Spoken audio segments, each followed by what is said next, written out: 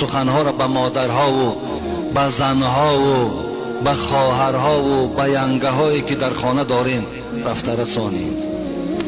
حبیب خدا فرموده ایستاده است کدام زنی که پیش از شوهر جان به حق تسلیم می کند، پیش از شوهر از این دنیا می گذرد، لیکن شوهر این زن از این زن بسیار راضی هست، به تقدیر الهی جان به حق تسلیم کرده است، لیکن شوهر بسیار غمگین است.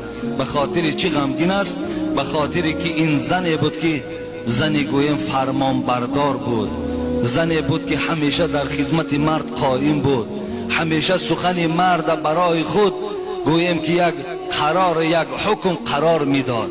برای گویم مردن این زن، این شوهر که غمگین است و راضی از این زن است، حبیب خدا گفتن 8 در جنت منتظر این زن است. 8 در